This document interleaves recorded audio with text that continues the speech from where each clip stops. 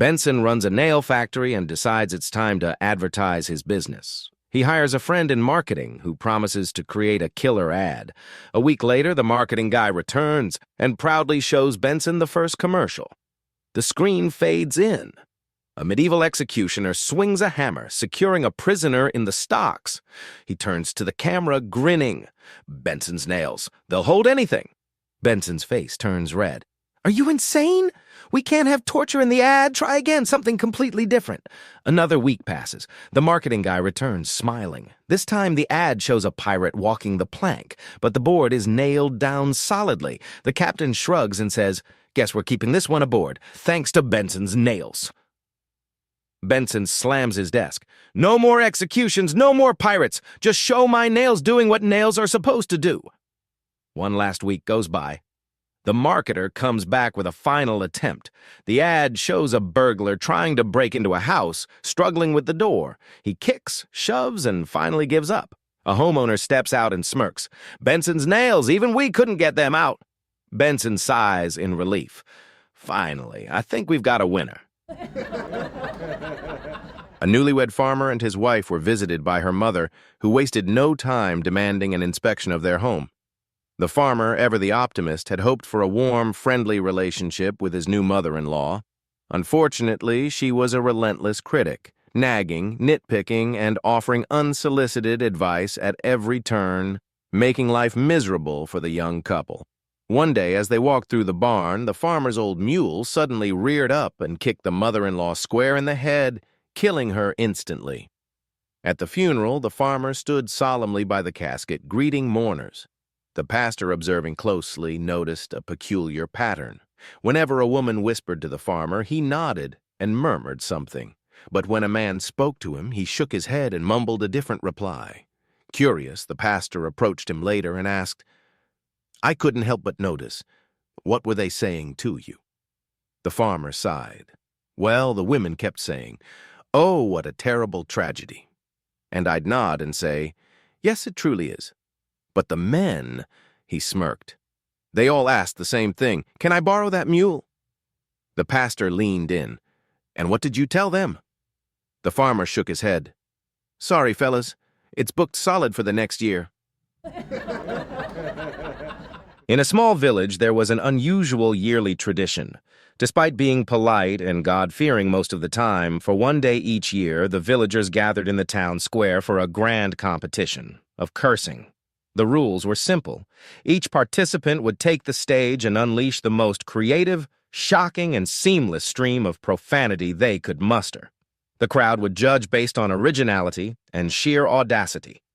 This year, however, the competition was underwhelming. While some villagers put in a decent effort, no one truly impressed. Their insults and curses felt like recycled versions from past years. By late afternoon, all the big contenders had already gone up, and expectations were low as they moved on to the lesser-known talents. That's when they called Peter. They called his name once, no response. Twice, still nothing. Just as they were about to move on, the distant slam of the outhouse door echoed through the square. Peter came sprinting toward the stage, and before his feet even hit the dais, he was already mid-rant, a volcanic eruption of profanity, so vile, so shockingly creative, that the entire crowd instinctively took a step back. Even the village's most grizzled old men, seasoned veterans of past competitions, blanched at his sheer mastery of verbal filth. When at last his tirade died down, an awed silence hung in the air. Peter wiped his brow, took a deep breath, and cheerfully announced, "All right, got that cursed zipper up. Now for the cursing." An extraordinarily handsome man believed he had a divine duty to find the perfect woman and produce children of unmatched beauty.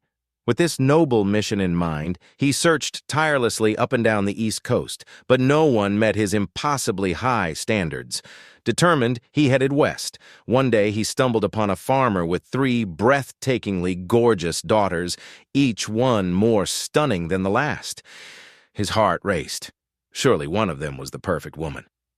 He approached the farmer and explained his mission. The old man nodded and said, "Well, son, you've come to the right place. All 3 of them are looking to get married. Take your pick."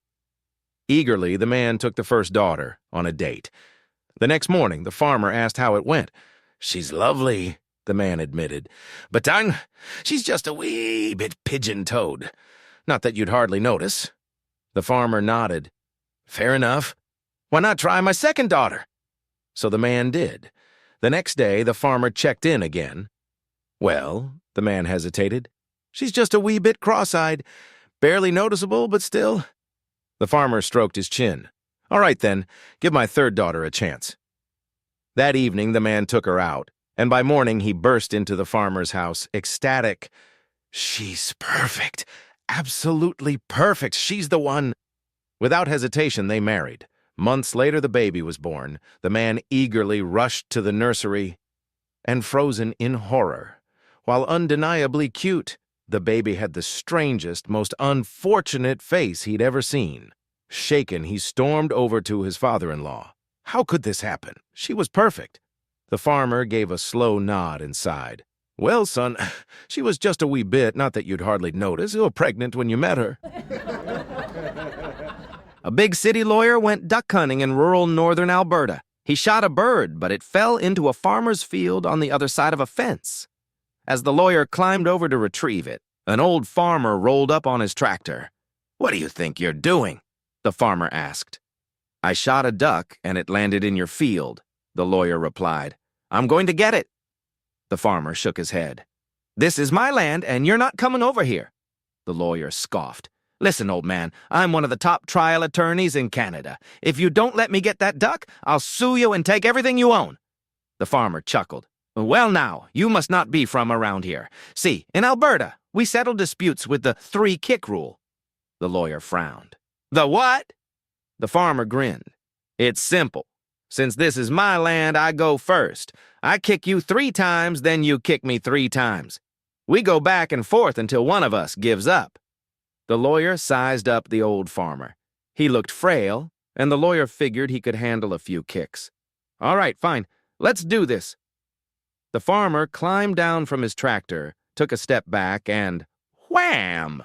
His heavy, steel-toed boot crashed into the lawyer's groin, dropping him to his knees. Before the lawyer could even gasp for air, thud! A second kick to the stomach sent his last meal splattering onto the dirt.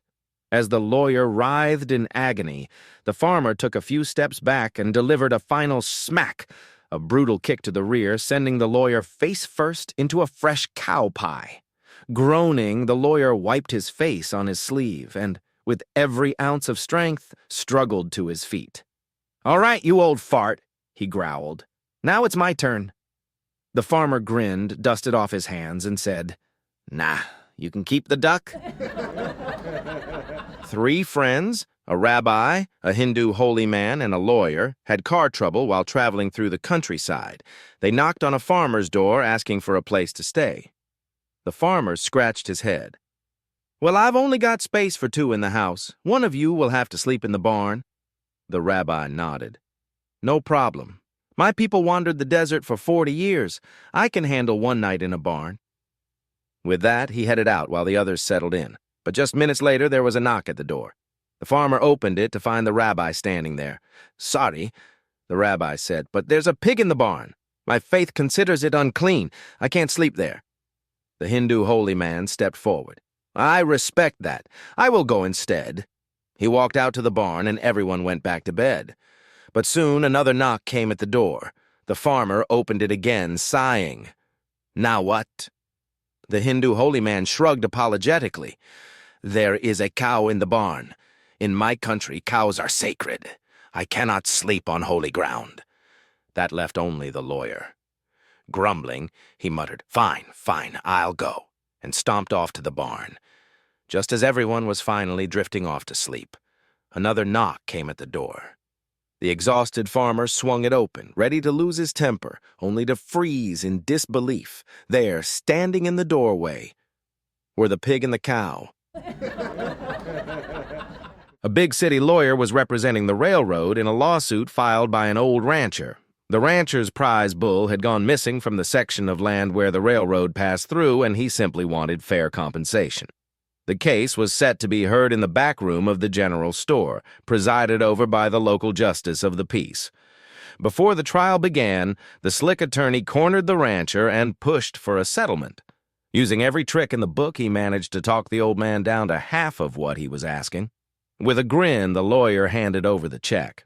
As the rancher signed the release, the young attorney couldn't resist rubbing it in.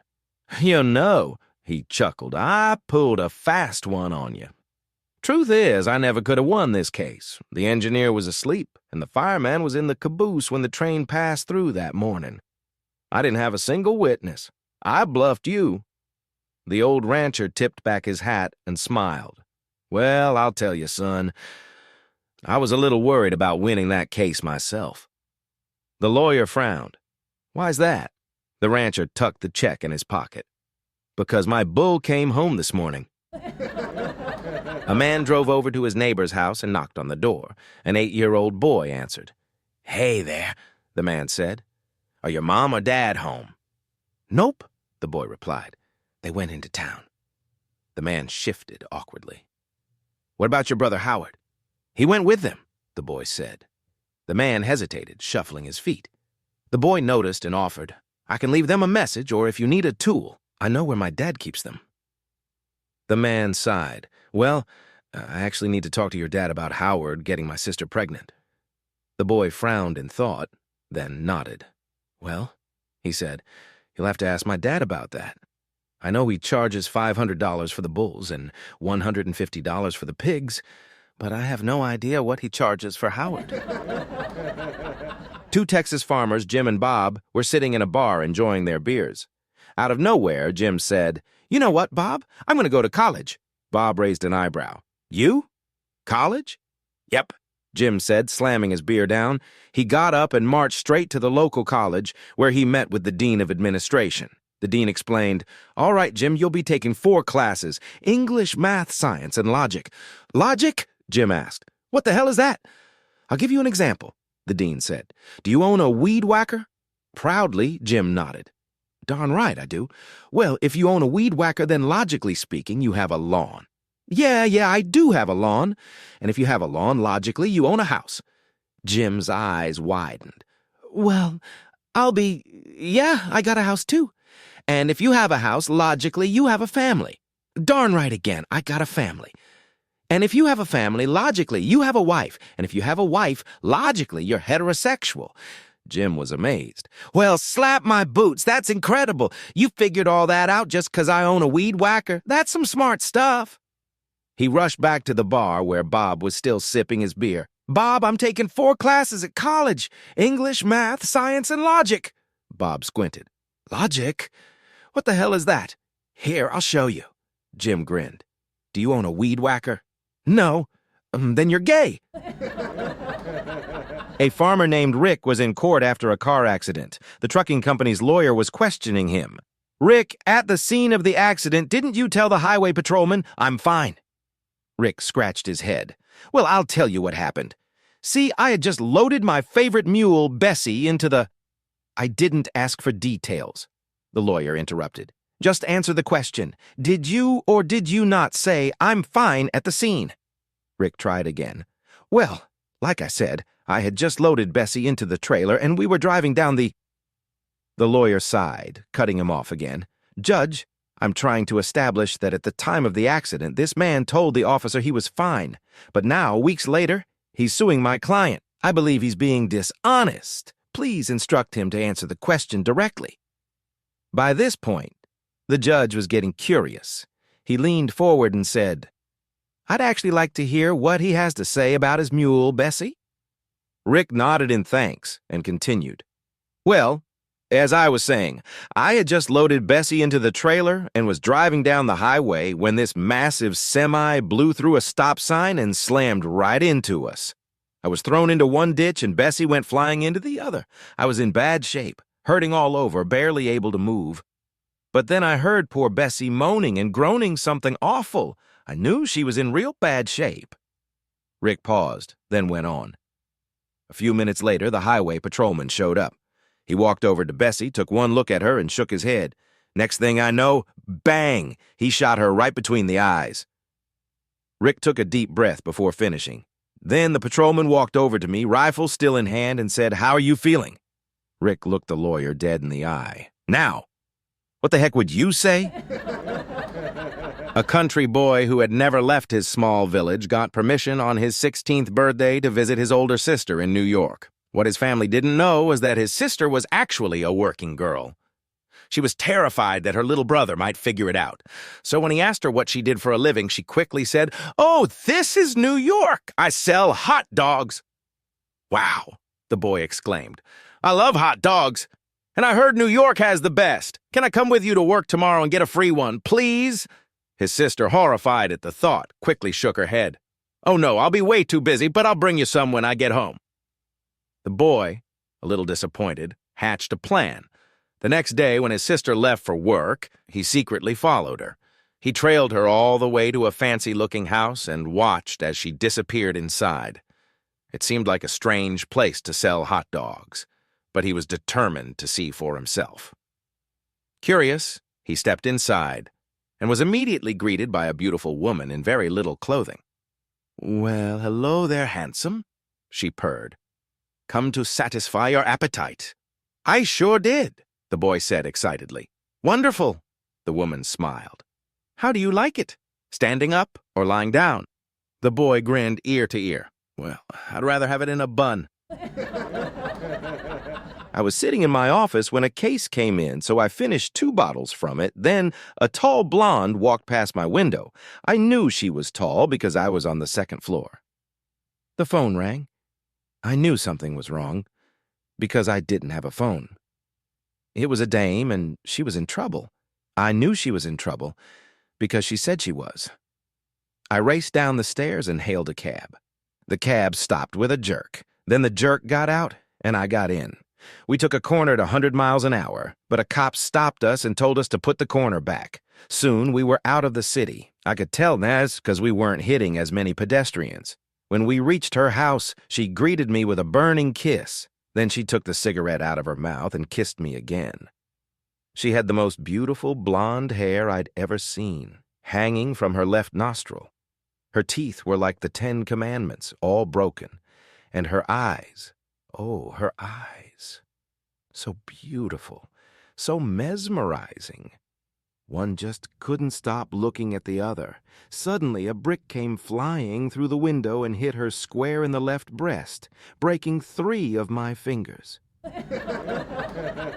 Alex sees an ad in the newspaper, circus seeking new talent.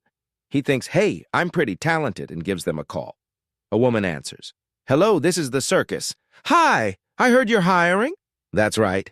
What's your name?" "Alex." "Okay, Alex, what's your talent?" "Well, I can shoot 5 3-pointers in a row." That's impressive, but not really a circus skill." "Oh, I can hula hoop for like 30 seconds. "Sir, I don't think you understand what— Wait, I can jump on one leg while saying the alphabet backwards." Long silence. "Goodbye, sir." Click. Alex stares at the phone for a moment, then sighs. "Darn, I forgot to tell her I'm a horse." A young girl was writing a paper for school and asked her father, "Dad, what's the difference between anger and exasperation?" Her father smiled. "It's mostly a matter of degree. Let me show you." He picked up the phone and dialed a random number. "Hello?" answered a man. "Hi, is Melvin there?" "There's no Melvin here. Learn to dial properly." Click. The father turned to his daughter. That was annoyance. "Now watch." He dialed again. "Hello?" the man snapped. "Yeah, is Melvin there?" "Are you kidding me? I just told you. Stop calling. Slam." The father grinned. That was anger. Now for exasperation. He dialed one last time. Before the man could even yell, the father calmly said, "Hello, this is Melvin. Any messages for me?"